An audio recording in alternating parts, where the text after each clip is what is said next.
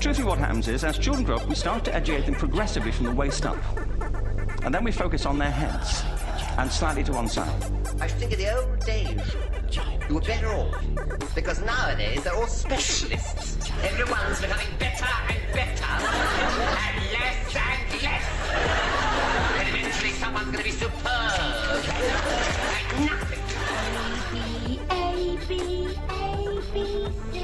Our education system has mined our minds in the way that we strip mined the earth for a particular commodity. And for the future, it won't serve us. We have to rethink the fundamental principles on which we're educating our children. We're not here to tell everybody that they're wrong and we're right. We're not saying that we have all the answers, but we'd like to present a different way of looking at it. I've just had this revelation. Of all these spectrums, and there's 4 to the gingerbread person, the thing that I think you embody here, and I actually say, you know... Give me more credit than I deserve, but sure. Mate, okay. I think what you embody here, which makes sense to me, and, you know, I can't get a purple shirt, and that's not right. I should be able to get a purple shirt. If I want to wear a pink shirt, purple shirt, it doesn't matter. You should be able to get a purple shirt with bright, flowery roses on it, with Yes, I mean, I wouldn't go for that, but I just wanted the kind of that colour, one colour, but whatever, yeah. But what you embody, I think, is to suggest that going forward, and I should leave this to the end of the podcast, we do need to find another identity, or another thing in the middle of the spectrum, I think, here. We have the woman and we have the man. I think we need to have an in-between. Now, they say androgynous. This worries me because it links on to this whole conspiracy of turning us into AI-controlled androgynous beings where we don't have babies anymore and we all think the same. That's one spectrum again. But I'm suggesting that why not, can you not wear women's clothes, man's clothes, have long hair, have short hair, put eyelash on, put your toenails and your fingernails, and that's okay. But does it need to have so many different labels? Can you not just be called either in the middle, either woman, man, either androgynous, or just queer? And that's where I think, and I think as you said just at that last point then, in terms of like just being queer, I think, but this also then builds back to what I was saying earlier, like a lot of this language we have is just for that first interaction. Yeah. When you, like, you know, how you've known me now for what, 1.5 years now, something like that? And do you think of me as this guy, this man, whatever you want to say, that you first met, or do you think of me as just, oh, this is Alex? Like wow. And that's the point, and this is the thing, and as I was saying earlier, in terms of like your wife is like, as you said, it's not your wife, it's your significant other, and it doesn't matter in Love terms of my of, life probably is what she wants me to say. That's quite rude, isn't it? Significant other. regardless. But then, like, even with that title, it's a good one though, isn't it? Gender neutral. It's completely gender neutral. It's completely neutral in so many different ways. It's regardless of the fact that regardless of whether you have a penis, she has a vagina. It doesn't matter any about that stuff. It's the fact that you're just two people, and the fact that you are a person. That's the key thing with a lot of this stuff. So my personal opinion is, that the whole idea of like gender expression I don't know when, gender expression in some time is probably going to be completely removed, especially with a lot of the forward thinking that's being done in fashion and with like media and all these things, and like a lot of companies and stuff, especially like a lot of children's cartoons and stuff. Like there's a lot of things that are being done in terms of like gender expression there. Gender identity, I think eventually, but much, much longer, gender identity will probably disappear as well. That's my opinion. I think gender is a complete construct, and that gender is made based on what is between your legs. A lot of people assume that gender is related to your sex, like what's between your legs, but it's not. Yeah, I can see that. Yeah, I think we're a lot more colourful than just black and white, man and woman. Exactly. And I think that's key here. For me, that's key. I mean, I kind of knew that already, and that's just, I mean, the fact that one of the things that really like shows it, and this is something I don't know if you remember you telling me, and this pointing is a really at me now, listeners. He's pointing at me. But this is a really powerful moment that you made for me, and I think this is like a really powerful moment. I made you a powerful moment. You didn't make me a powerful moment. You shared a powerful moment with me. Oh, I didn't make you have a powerful moment. No, you. Oh, you've changed the language now. you shared a powerful moment with me. And did it make you feel powerful?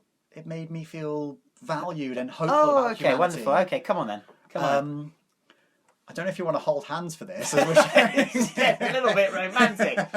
Basically, I really it was do like need a beer.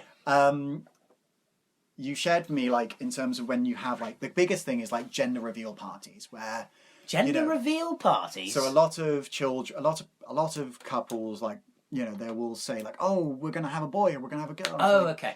that whole thing. I was like, well, you're not saying the gender of your child. You're actually saying the sex of your child. You're saying what you see is between their legs. Yeah. But as we've already discussed, like, gender is a lot more complex than that. So it's actually you're revealing the sex of your baby. But the thing is that obviously your gender can change as well. You also don't know how is that going to evolve. But as you told me, you were not interested in that's true. what the sex of your children were. No. I actually had to tell them to not tell me. Which I think is huge. I think that is incredibly forward thinking. I think that's like, because you're not making any assumptions about how to raise your child. You're like immediately from the moment that you know, oh, I'm going to have a baby, you're not thinking about how do I raise a boy, how do I raise a girl. You're immediately thinking, how do I raise a child? Or a soul, as I put it, yeah. Yeah. And that key thing is it's a neutral language. Because, it's not a boy or a girl, it's a child. Good point, Mr. Toll. Right. Finish this spectrum then. This is the fourth one. Where do you lie on this gender expression then? You've got left feminine, right masculine, and middle androgynous. And I got to say here, this is the one where I am actually... I'll use the expression sweating. I'm not sweating, but I am not going straight away to masculine here. You shouldn't sweat about it. But I'm just saying, I do believe, and I'm saying as a conspiracy theorist, that I have been labelled sometimes by people that think that if you meditate, you're Buddhist, is the fact that I might have to go near. Can I go in between androgynous and masculine? And I'm going to make up a new word for it. Yeah. Chris Bradshawism. How about that? Can I... there you go. Go for it. I will say... I guess I would put myself on androgynous. Okay, so you're in the middle. Can I say this is one... in terms of this spectrum, and I think what you've just done then, like going in between two terms, this is... I guess maybe this will be my last point. Okay? This will be my last point. Researchers, please make sure this is my last point. Team... I don't think there's any chance of that because... No, this will be. This will be. Determination will get us through this. When I first discovered a lot of this terminology and when I was first learning how to explain it to people, my first thought was maths, because I'm a maths teacher. Imagine, my cup is 100% and there's all these different elements that I can pour into this. I'm a cocktail. All these different ways of filling up my drink. Maybe I'm 20% masculine and 80% feminine. Mm-hmm. Or maybe I'm 15% feminine and 85% masculine. Whatever it is, I'm trying to do maths in my head. Lucky you're not a maths teacher, eh? I know, right? I nearly got it mixed up then. But the thing is, that's just taking the two different elements of it. And as you said, like there's 4 different spectrums here. It can change day by day. There are so many different ways of creating this 100% cocktail of all these different elements that make you. So the fact that you're saying you're somewhere between androgynous and masculine, like, is perfectly reasonable because, there's no harm in, like, the fact that this idea that, you groom and look after yourself in terms of, like, we were saying earlier in terms of your feet and stuff, like, the fact that you are someone who cares about personal hygiene and cares about your appearance and all this stuff, there's no need for it to be feminine. That's metrosexual then, isn't it? They say that, but metrosexual is sort of like a dead term. It's a bit weird. Do I have to take a metro or something? Or no. Yeah, what a silly word to use. It's a really weird term, and where I can see why it got introduced, and it was a progressive term at the time, but it's not really used anymore. Anyway, this is my last point. Come on, stay focused with me. Oh, just hurry up and make it. I've done it. Oh, that was my it? point. Yeah, crescendo there's so many different. moment. The point is, there's so many different elements that make you, and it doesn't have to be the same every single day. Oh, lovely! If only we could just finish the podcast with that and have little. I don't know. We could play the violin. You are. like the way I feel today is, yes, okay, I might be presenting myself in jeans and all that stuff, but like tomorrow, maybe I'm going to wear a dress. See, Next day I might wear a suit, whatever. Like the point is, every single day you feel how you feel, and it doesn't have to be as simple as you are this end, you are this end.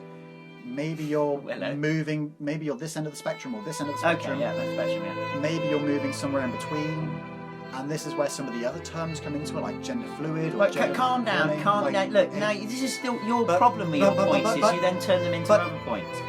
But it makes this whole complexity much more simple than it needs to be. How about that? Is that? Yeah, I mean, that's a hell of a point.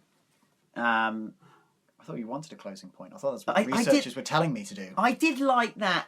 Viewers, when you wake up in the morning, if you have a mirror and you brush your teeth in front of it or something, however stressed or happy you are, how are you going to represent yourself today? It's a great question to ask anyway. Are you just going to chuck, a Liverpool training bottoms on and a furry top that I got about 4 years ago, which is what I've done today before I came to the studio, and not really think about it? Or are you going to have much more of a conscious effort and I think you have consciously put effort into there, haven't you? Yeah, I can see that, and there's absolutely nothing wrong with that. And hats off to you if I had one on, because it shows you care. And I think we need more of that, regardless of sexual, gender, identity, biological expression, orientation, bleh. So we've done the genderbread person. I think it's pretty cool. There's a few points that you sadly brought forward in your final point, which is now meaning we're going to have to make a point of. Which one's no? Come on. Yeah, this is why we're never going to have you back on. Okay, you mentioned gender fluid. Now that is a rather misleading word. Gender fluid is a person, listeners, whose gender identity is experienced as being on a spectrum that varies over time, and that's what you were just saying. Yeah, you're fluid. Okay, that's interesting. Do I need to explain more than that? No, you certainly don't. I didn't. Gender fluid. So you're gender fluid as well. I mean, if I was to put your name and you'd have a lot of these labels, wouldn't you, underneath you? And I'd have a lot less.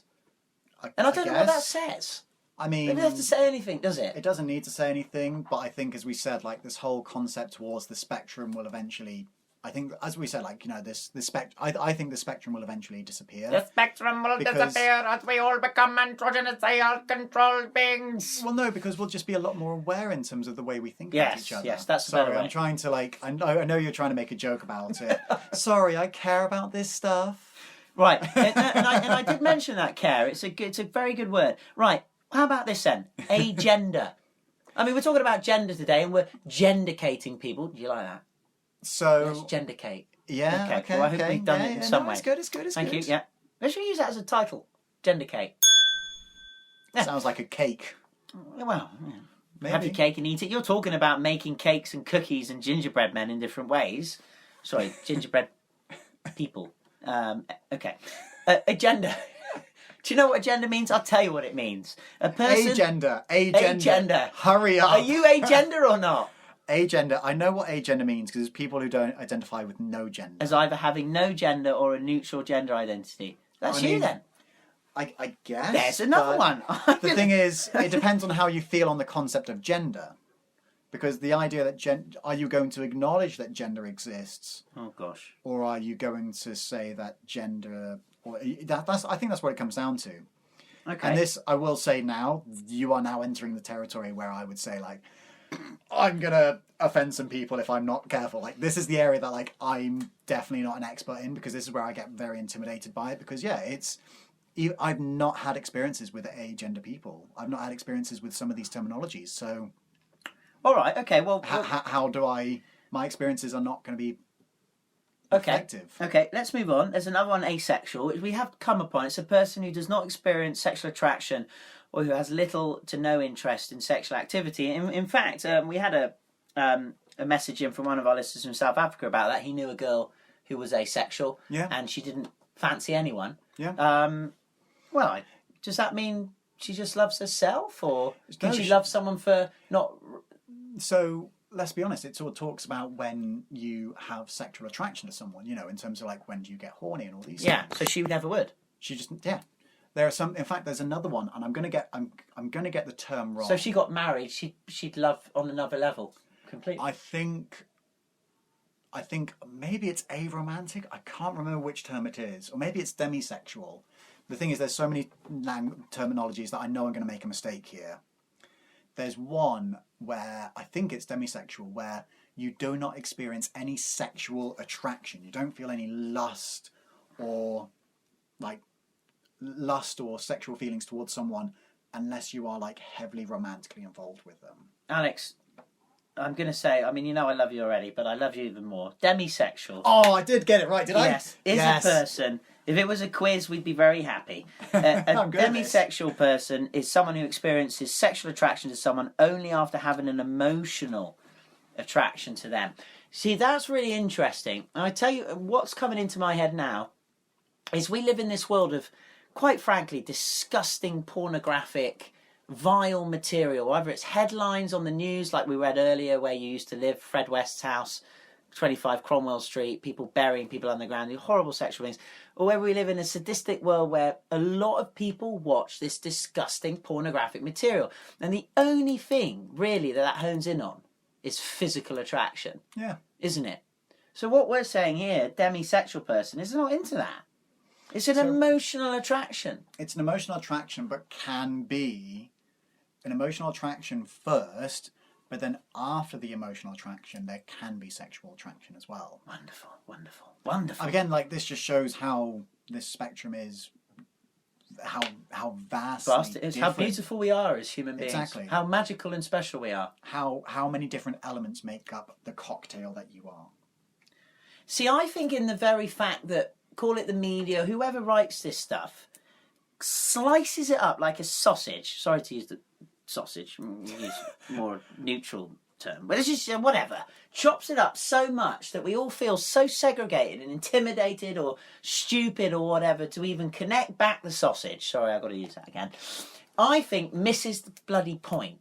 That the fact you can chop us up so much shows how much colour and beauty we have, but it's all connected and it all should just flow. It really is. Like, there's so many ways that you can separate this and think about this, and there's so many different ways of breaking this down. But as I was saying earlier, they're all labels. After time, you actually think of you don't need to break it down. You don't. Like, when you the point of the labels and the language is upon that first interaction.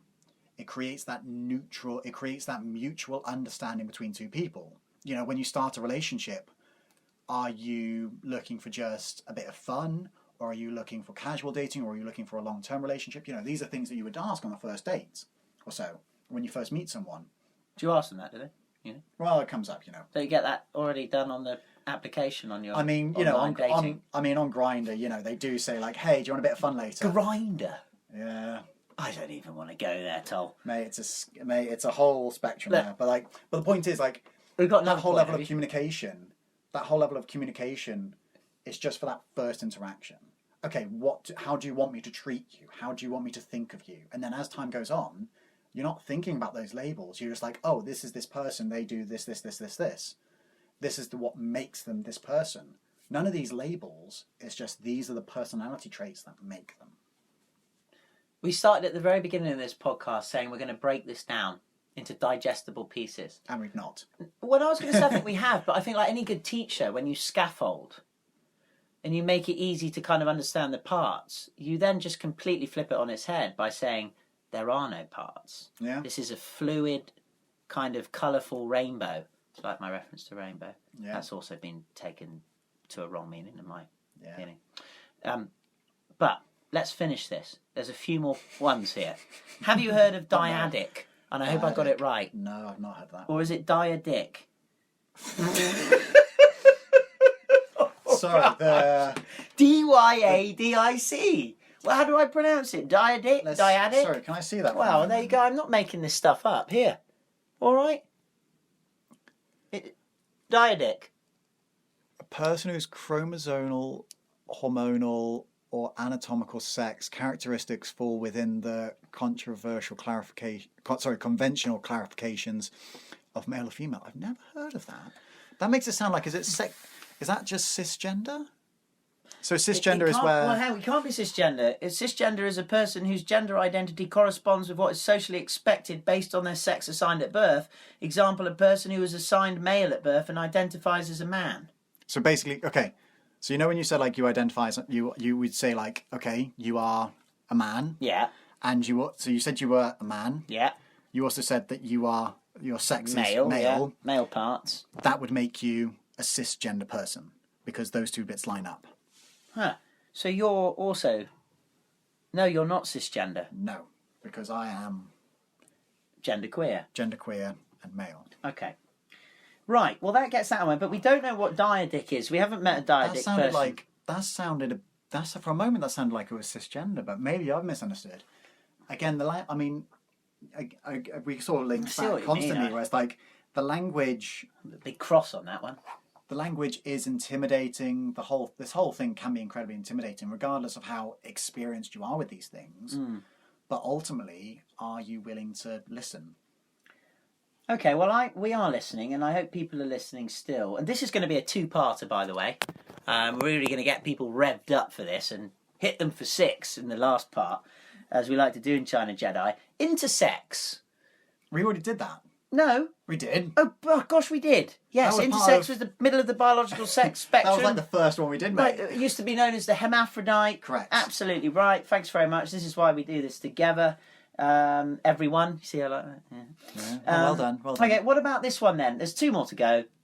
Two-spirit. Now, that, of course, has become the 2S on the end of the LGBTQI2S movement or understanding of all these terms, the umbrella, should we say.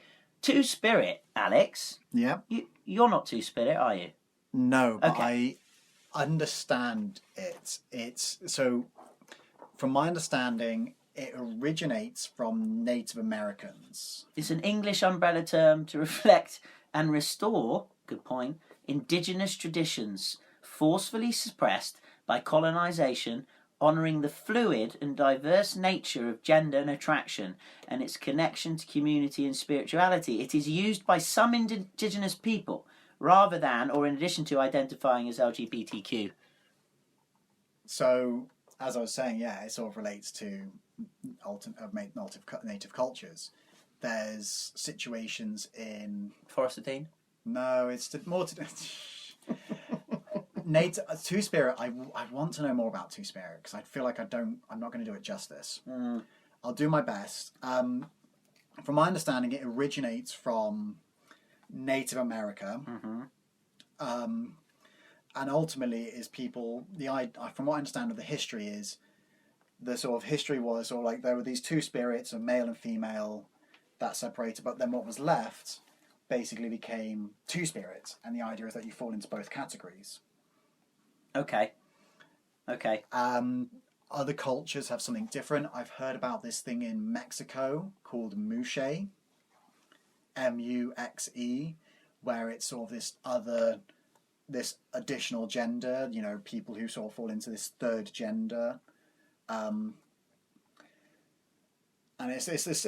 ultimately it comes down to the same, I guess if you were to use the same umbrella terminology of sort of non-binary or genderqueer, I guess it all falls under the same thing, but I mean, oh no, I feel like I'm already starting to butcher some of these definitions. Well, I think I've explained it enough. Like it sort of links to it, but a lot of it comes from like a historical or a cultural element. But yeah, it's the point is that all of it is a spectrum. Okay, and the final one, because we don't want to bring any butchers in, especially as we don't eat meat, is questioning, and that must be the Q movement. Well, the Q movement is normally regarding queer, you know, where or it's just the trying to be underground inclusive. conspiracy movement, or that. Yeah. Questioning is a term that's used because, you know, if you are trying to discover or trying to understand your sexual feelings or your romantic feelings or whatever it is, you can just say, I'm questioning, meaning you are trying to still understand how you fall into the bracket. So when I was trying to come to terms or trying to understand my sexual orientation or my gender or whatever, I technically was questioning because I was trying to understand Am I male? Am I female? It's like a phase, is it? It- On the spectrum. I guess the common word for it is, yes, a phase, but I wouldn't call it a phase. I'd call it the phase to understand what you are. Okay. Because it's not necessarily the idea of being a phase is often associated with, oh yeah, I think I'm bisexual, but I'm actually going back to where I started. But the point of questioning is that you're trying to understand those feelings.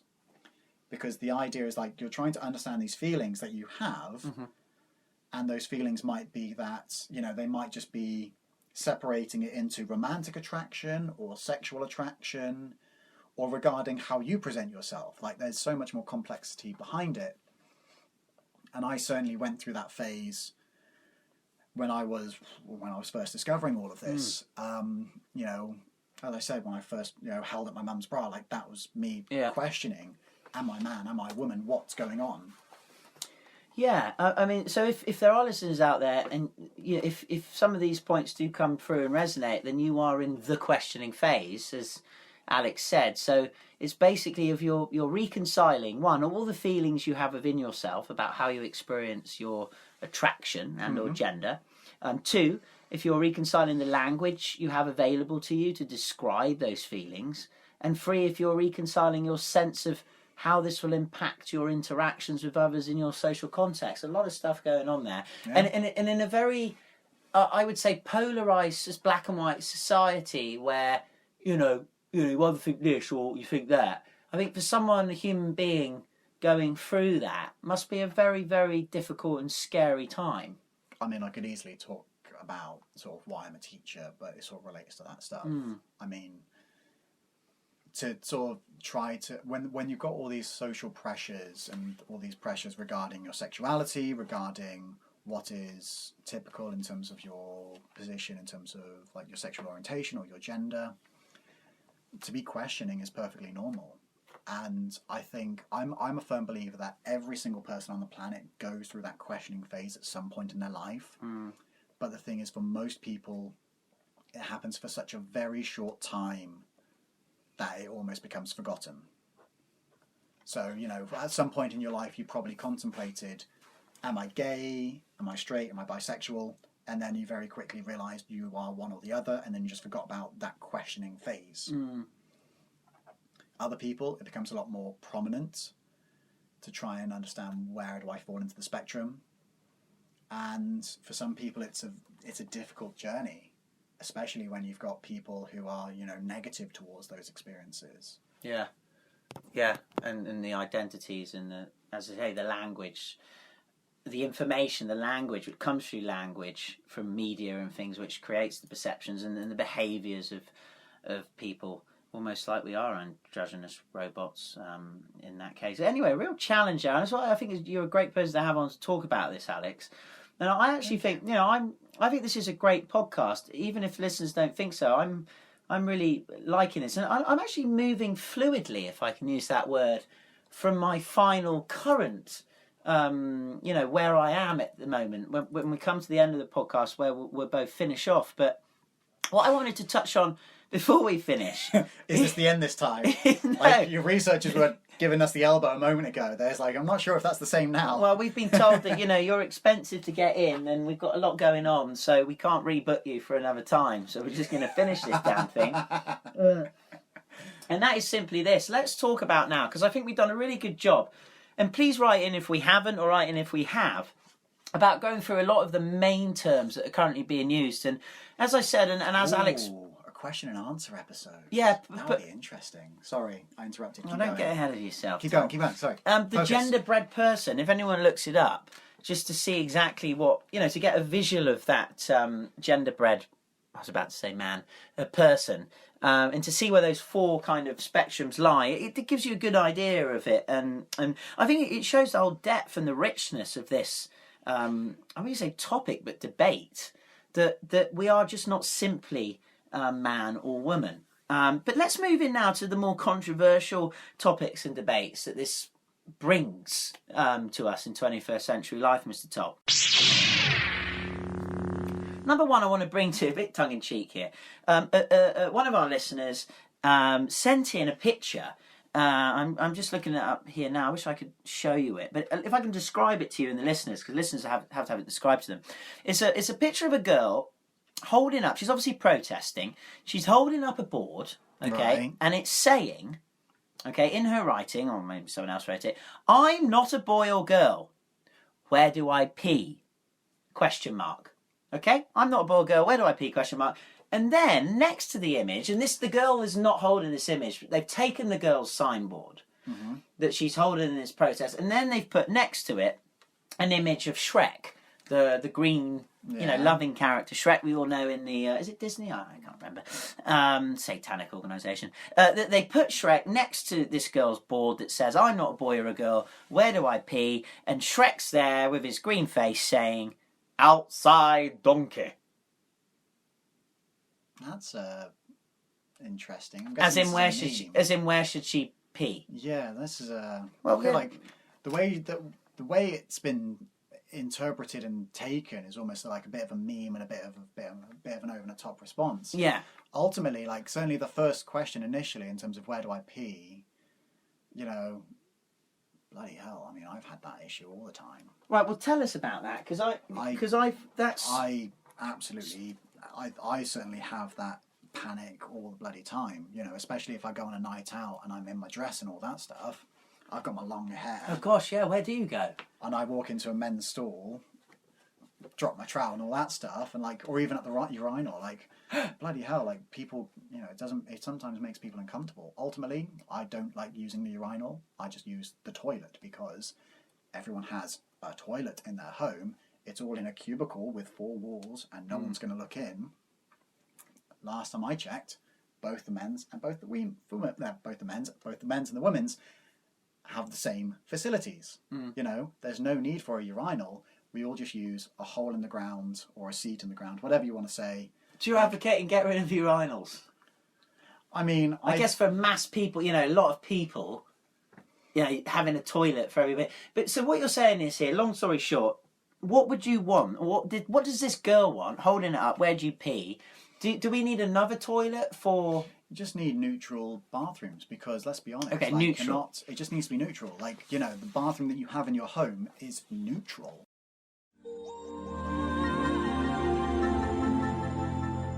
Are you looking to further your career in education? Teach Now offers a convenient online teacher preparation and master's degree program completed anywhere in the world. Reach now for Teach Now. Ain't no time for defeat now. Teachers, get off your seats now. Future generations need you now. Work with people all over the world in a collaborative, activity-based teaching environment. To learn more, visit teach-now.edu. Expertise that is really outside of the box. Okay, so in a restaurant or something, you would imagine just a neutral bathroom, or we'd have to have male, female, and neutral. No, I would say you don't need man or woman. Just neutral. It could just be neutral because, there's, in terms of the equipment-wise, it's just you sit down and you do your business. I guess to some extent, people might feel. I guess to some extent, women might feel less comfortable using the facilities when men have just used it because, let's be honest, the stereotype for men is, men go into the cubicle and they swing their facilities. Well, there's a stereotype because I like to clean up everywhere. after myself. I agree, and that's why you're a good person. Well, unfortunately, we can't speak for every. No, we male on the can't. planet. But I have to say, okay, right. At night time, I would be more predisposed to sitting down. Don't want to put the bright light on, and I don't want any troubles. I don't have any extra cleaning duties if I want to just go back to bed. It just makes sense. Regardless of what you're doing. But that's just my bit of, I was about to say my bit of cucumber, but that's just ridiculous. Okay, so, by the way, why I love having you on here, and it's just, we've got some good reviews for our Are You Ignorant series. It's that I just go through these labels today, I just pick up on you, just as a friend. So, going through all the spectrums we've done today, I would, under my name, Chris, you would have man, male, heterosexual, and slightly in between masculine and androgynous, right? We haven't come up with a terminology. Cool. But for you, you'd have a gender, you'd have androgynous, you'd have bisexual, you'd have Did you gender literally fluid, circle gender every queer, single one? you'd have masculine, feminine, trans, and queer, and questioning crossed out because you've gone that phase. And that just makes you a superbly interesting character. And that's why I like spending time with you. So, yeah. Cool. Yeah, all right. Cool I as was beans, really as you'd worried say. where you were going with that point for a moment. It's like, you know, when we started this conversation where it's like a bit ignorant, it's like, almost like, bloody hell, have you got enough name badges? Yeah. You can just imagine when you go into, like, you know, you go into the shop and you go into a restaurant and there's a server there and they've got their name badge like this. Just and imagine. mine's like a whole essay down to the, like, literally dragging behind me. And then, of course, the thing will say, well, you've got to be politically correct. But, of course, you've been saying at the beginning, it's got nothing to do with politics. Which I tend to think it doesn't, you know, and it shouldn't be politicised. And it is. And that will lead us on to another point, probably in about 4 hours' time. Okay. So we have neutral bathrooms, like that. All right. Now, in your school, for example, Yeah. what do you do there? Do you bring your own, or...? My own facilities? Yes. Do I bring my own portaloo with me? Potty or something like that? I mean, No, just I in just- case... Do you so have I- a gender-neutral toilet? So there are no gender-neutral toilets in my school. So what do you do? Run home? No, so I actually use the male facilities. So oddly enough, I use the male facilities out of consideration. A lot of female, when I first revealed my identity to the school, Yeah. a lot of the female members of staff said, look, I'm going to be the only female member of staff using the female facilities. If you want to use these facilities as well, it'd be fine by me, which I thought was really, really welcoming of them. I chose not to because I don't want to give sort of the wrong idea to students. Because let's be honest, in a school, not every student is going to know who I am and my reasoning and my intentions. Yeah. So if they see a male teacher walk into, male with quotation marks, a male teacher walk into the women's bathroom, I don't want them to get the wrong impression or the wrong idea. So I will just use, in that situation, I will just use what is socially acceptable for me. Okay. Even though I don't necessarily agree with it, I will do it just because I don't want to cause more issues later down the line. You're bending like bamboo. The term for being flexible and adaptable. Oh, cool. I never heard of that. Okay, well then you have now. Why don't you just have a staff toilet then? Like We do have we staff toilets. But You'd be all right going in there, wouldn't you? I'd be all right going Yeah, to there, but fine. we also have staff. We have staff male and staff female toilets. Oh, if anyone's listening out there, just put staff on it and be done with the whole thing. Correct. Okay. But then I would also say you could also say the same thing for students as well. Right. Well, we'll come But to that in a minute. That's another day. That's another time. Okay. So just on that focus of your personal experience, so I think it's really important and brings richness to this debate. It certainly puts salt and pepper on the soup. What do you do in terms of, because you mentioned sometimes, you know, you like to wear a dress and do your nails. So how does that work at school? Is that another sensitive thing that you don't like the bathroom, you don't do? So Would you teach in a dress or? the thing is, certainly for me, where I'm in China, Yeah. I need to be very careful with how I present myself, because if I'm not careful, I could get in a lot of trouble with parents, and I could risk losing my job. Yeah. Because I'm presenting myself in not as someone who is not traditionally male. I don't want to cause any issues there, so I just work collaboratively with the school, and we just sort of have as much as we can. We have conversations in terms of, well, I will present myself wearing my suit, my tie, my shirt, etc. I present myself male. My hair will be tied back. I might wear some subtle makeup, but where no one can tell. And if I have my nails painted, I will make sure that they are professional. So the professional sort of nail colour is where it's a French manicure, they call it. And the French manicure is where it's sort of like a flesh colour, is sort of the main colour, but the very tips of the nails, the very tip of the nail is normally white or a single colour, a very simple colour. Well, there you go. And it's to try and sort of make it very simple, etc. I'm working with my school in terms of, can I wear a female suit? You know, still with trousers, etc. But maybe, you know, this sort of turtleneck, for example, but with female trousers where they sort of come up to your belly button, and then with a female blazer on top. Yeah. You know, it still looks very professional. It's just more female than male. And I'm working with my school in terms of, is this going to be acceptable? Are you willing to support me on this matter? That's the key thing. Okay. Well, again, bending like bamboo, Tol. What are you called at school then? Because I have problems with your name. So my name is very long in general, but I keep it very simple. In terms of I just go by Alex. But so Because you're not Mr. no, so that's Alex a or very interesting Mr. Sub. one.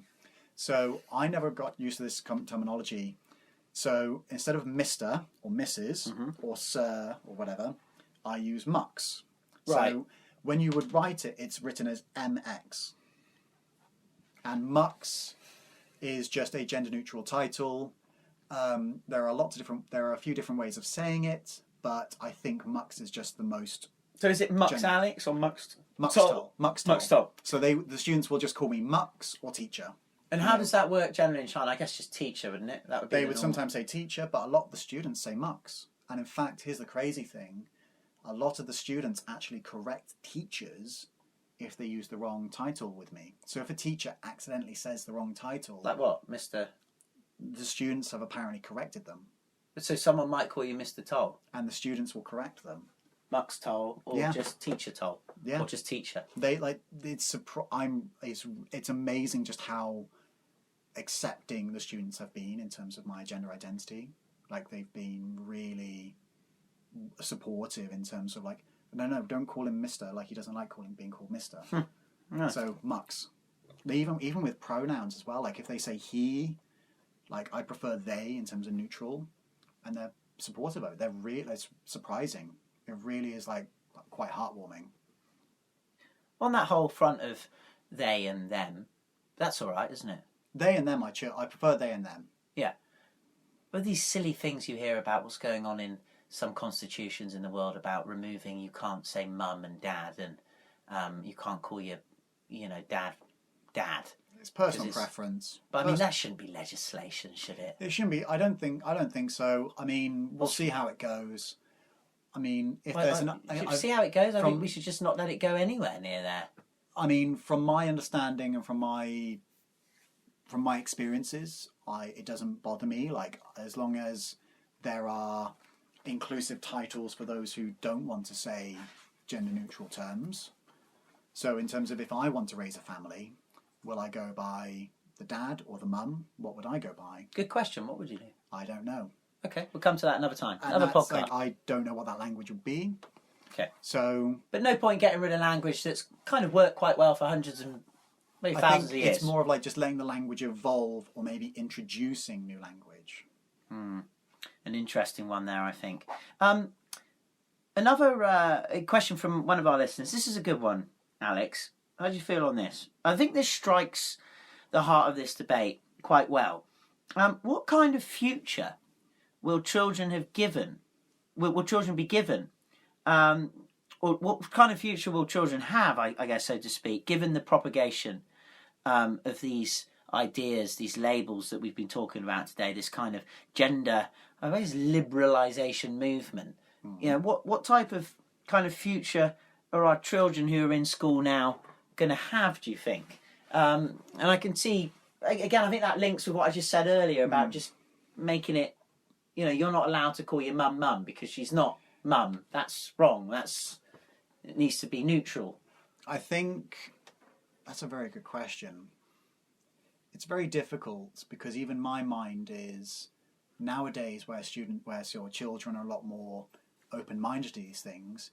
The fun thing is, give it maybe 20 years. So this is a very interesting conversation because when we think about sort of like how sort of children these days are sort of very open-minded to these sorts of things, but give it about 20 years, we would expect that this level of evolution has continued. So the children of the sort of teenagers of today, when they are parents, and they're sort of like are more open-minded than us right now, their children, so our grandchildren, will be more open-minded and more progressive than they were. So the way this is going to go, I have no clue in terms of like what's going to happen in terms of this evolution of mum, dad, titles, all this language. I no one knows because we just can't predict the way this is going to go. We would hope it's more progressive and more inclusive and more understanding for each other. But regardless of that, ultimately, are you willing to get to know the other person and show respect towards that person? I guess thinking as a parent, what some point we might want to touch on here is that, when a child goes to school, they're very open to being persuaded, and they're kind of a white canvas, and especially in the early years. Yes. But even maybe in those years as they start, to go into puberty and things like this, that if we have a situation where this is all out there now, and you can be binary, non-binary, genderqueer, could there be a situation? And I think this is a fear thing again. It's just like some countries don't like to celebrate cultural holidays from other places. They don't want to dilute their own. Religion. Are we fearful of let's take away all drugs because otherwise people are all going to get hooked on it, instead of taking the stance where we educate differences and hope that through that education people can, through their own self, make their own choice. But if you can just come in on that bit there, because children can be easily influenced potentially at an early age, and if we're coming in telling them there's mum, dad, but there's also many other things, I think this is where this question's coming in. That's a good point. It's a very this is a tough one, because even I don't even know the answer to this, because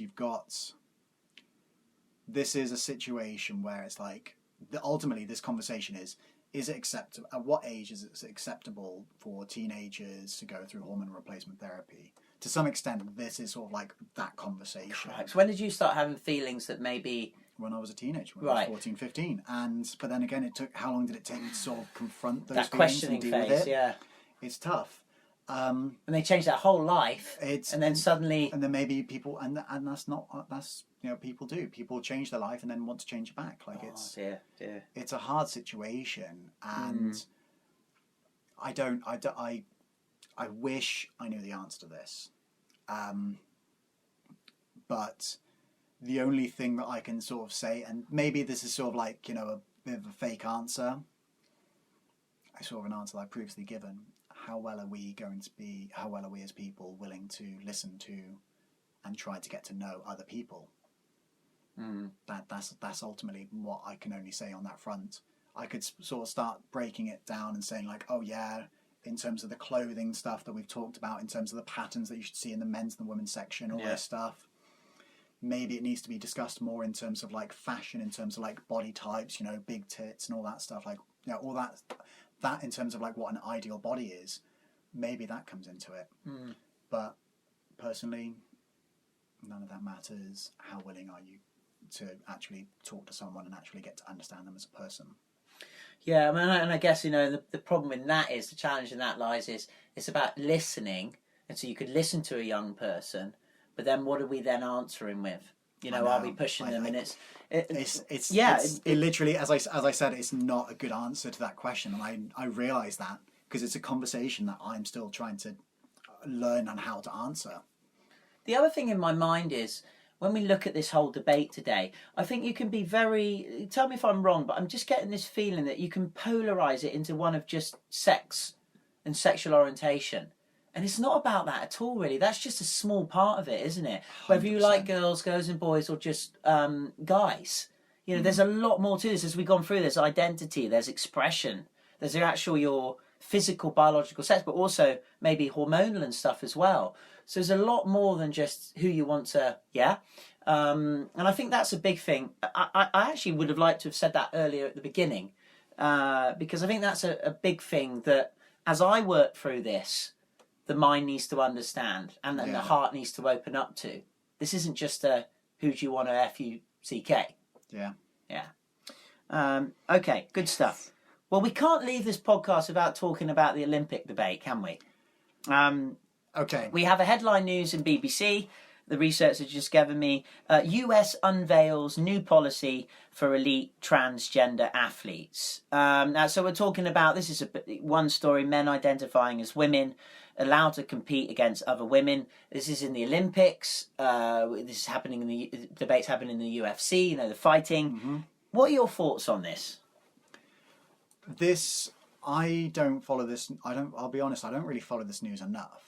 But in terms of what I've understood over the last 5-10 years, I don't know how true this is, there was a situation regarding Michael Phelps, the Olympic swimmer, And apparently there is some medical condition where his body doesn't produce lactic acid in the same way. Mm-hmm. So he doesn't get any and he's like, that's why he's so successful, because his body is just genetically superior. Interesting, yeah. But then Serena Williams, she apparently has to take she has to take dampeners regarding testosterone because she is much more developed muscularly compared to other other competitors. I feel like I've probably got some like misinformation in there, but that was happening a few years. That was, from what I understand, that was happening a few years ago. And the fact that we were making some form of like edits regarding the fact that we were acknowledging some form of success and other forms of success in different ways. We were sort of like trying to make it fairer, but also not make it. But also we weren't acknowledging that this wasn't fair. Like that's what it comes down to. In terms of transgender athletes competing, we're going to get it wrong. And we're not going to be, and a lot of people are trying to sort of worry about making it perfect and fair. Which is, but like you just said, even with the categories we have now, there's unfairness. Exactly. But there's also training and working hard, and so my opinion is, we can take the information that we have now, try to make it as fair as we possibly can, and if it's not fair, we will continue to assess it each year. Because let's be honest, when you look at any sport in terms of the way people have tried to create better equipment or better techniques for anything, that's what's happened. They've always like looked at what's worked and tried to improve it, etc. So when we're trying to add this new element of competing into the mix, that's what we need to think about. If we think that trans women, so men who have transitioned to become women, are better are better at weightlifting, if that happens to be the case, well then we can make adjustments to make it fairer. But then also that conversation comes into it in terms of do we need to make it fairer? This is a conversation that I don't know the answer to, but ultimately we don't know until it's happened. Keep it gender fluid. Keep it fluid, and then if the conversation comes up, as we've done, as human history has shown, ethically, we challenge it, we discuss it, and then we find solutions. What comes to my mind, just on this, is we have the Olympics for men and we have the Olympics for women. We have the Paralympics. If we're moving now forward into being open and having transgenderism, and then whatever other labels we're starting to put on people who we listen to, surely the next stage, and this isn't going to be perfect, is to have a transgender Olympics. Yes and no, but then on that note, transgender is people who want to identify. Did you just give an answer yes and no? Yes, I did. Lovely. Look at that. Like, that's yes and no. People who are transgender identify as the opposite sex. So they are men who wish to be women, or women who wish to be men. And if you're saying, right, you're going to have your own Olympics instead of competing with the people that you identify with, is that that's then a level of segregation. Yeah, I guess you'd have a transgender men Olympics and a transgender women Olympics. You see what I mean? But then I see what you mean there. But then it's still saying that people who are transgender want to be women or want to be men. So if you're putting them in their own category, that's continuing this whole level of segregation. Cripes. And that's where this difficulty comes into it. And we are probably going into the depths of why this is a political issue, like why this has become a political issue, why this has become a social issue, and I really do sympathise for a lot of transgender people because it is so difficult these days. And trans athletes, it's a nightmare. I mean, these people aren't doing it to try and become famous or to try and win medals. No, it's not. This is so it 100% should be done on an ethical level. Why? And this is why I was trying to make my point earlier. It's like, okay, if you were assigned male at birth, you were born a male, and you transitioned to become a female, and you are going to compete in a women's event with other women who are assigned female at birth, why not let them compete? And if it's unfair, make the adjustments. You don't know until it's done. You don't like. How can we can try and make this is what this headline's saying. You know, you look at the biochemical analyses of their blood and their hormone levels, and if they fit in this range, they're allowed to compete. And then to some extent, if it's fair, okay. If it's not fair, okay. But regardless of whether it's fair or not, we don't know until it's done, and it has to be constantly, and I mean constantly, year by year. Assessed. Well, imagine the fudginess. Even physiologically, even psychologically, mentally, yeah. psychologically. Thank you. Even mentally, like what is actually going inside your head, like all these things. And I'm not saying we need to start like giving labels in terms of like you need to prove you need to pass a test to prove that you're a woman. Getting pretty good at having to pass tests, aren't we now in society? It's like you see where it's going. It's the point being is we don't know until it's done. And we can try these things, we can try doing tests and all this stuff, but if they don't work, we'll do something different. And humanity has done this year on year. Think about all the advancements that we've made. Think of all the labels that we've created nowadays, because we've realized this label, man, doesn't work for me. This does. And that's where all these hundreds of labels come into it, in terms of like non-binary, transgender. People didn't feel comfortable with those labels, so they created their own situation. And that's what I think we need to do for this sort of whole Olympic stuff. You know, if it doesn't work, why doesn't it work? Improve on it. Learn from the history. Try to adapt it so it actually makes it inclusive. In your toilet answer about having gender-neutral toilets, could you see us moving towards a gender-neutral Olympics? I would probably say in some events, yes. In other events, no. For example... So another yes-no. I think in some events, yes. In other events, no. I think in terms of football, I could say I don't see why not having a mixed team. In other events, I don't know. Here's a fun fact. Have you ever heard of korfball? No. So I spelt with a K. I think it's KOFT. Korfball is it's a sport that's not very big, but basically it's like a form between netball and basketball. But the idea is that the team is completely mixed gendered. That's the whole point of it. Okay. Well, maybe that's a conversation for another time. It certainly is. But very, very good points there, Mr. Toll. Finally, you said to me today that you saw Minnie Mouse in a suit and it's caused an uproar. What's going on? Disney again involved here. So Disney have done a couple of things in terms of this. There was a Muppets character, a Muppet Babies character, sort of a male character who was wearing a dress because they wanted to look like a princess. He wanted to look like a princess, and they sort of created a whole episode around it. And now the latest thing is Minnie Mouse was wearing a woman's suit. So when I say a suit, I'm not talking about a shirt and a tie. She was wearing just I guess you could say just a female suit, you know. Masculine suit? No. Trousers, blazer, blouse, or shirt, whatever you want to say. See, I for me there... And that's what is a woman's suit. And what's the debate? I just think they're trying to create a storm.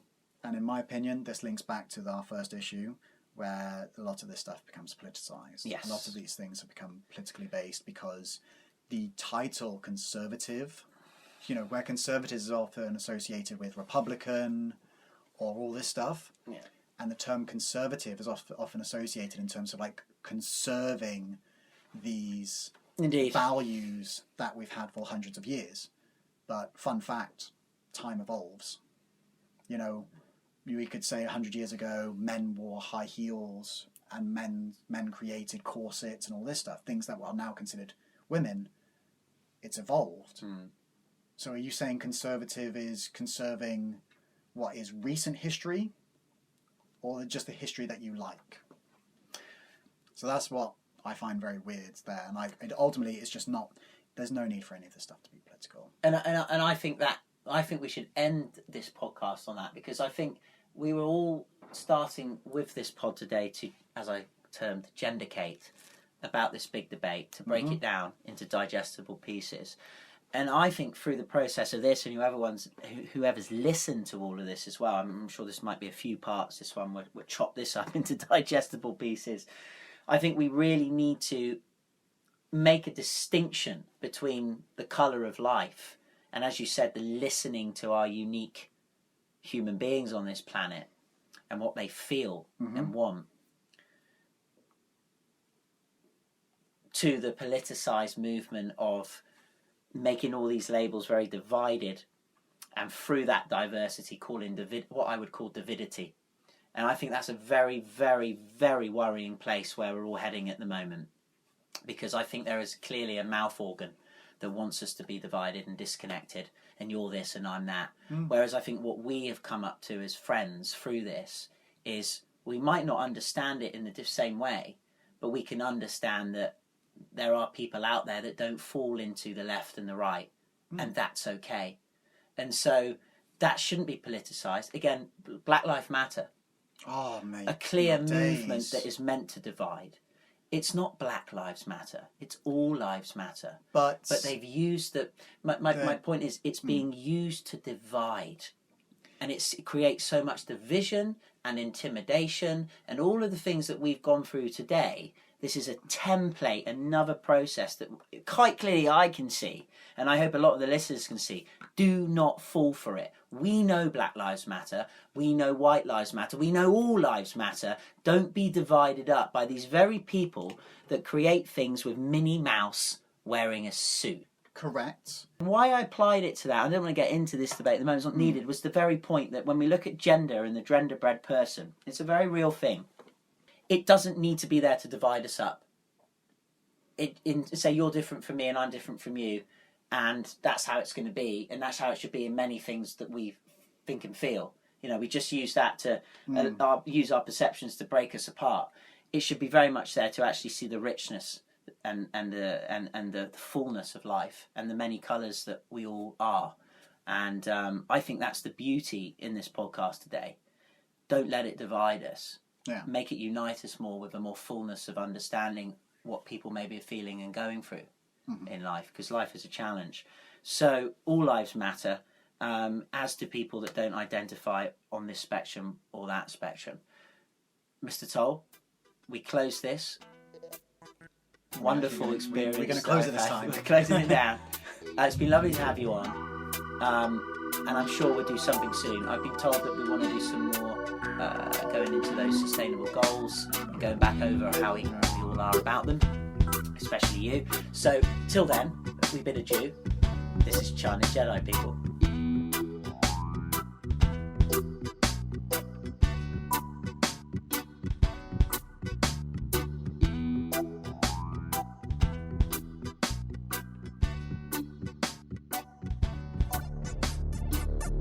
If you're an English-speaking teacher from anywhere in the world and you have a bachelor's degree but need an official and accredited teaching license to get a job, get a visa to teach abroad, or most importantly to learn all those things you wish you knew before you stood in front of 30+ students, then reach now to Teach Now and secure a professional US District of Columbia license in as little as 9 months. Online in no time, low cost, high quality, Teach Now. Get in the game.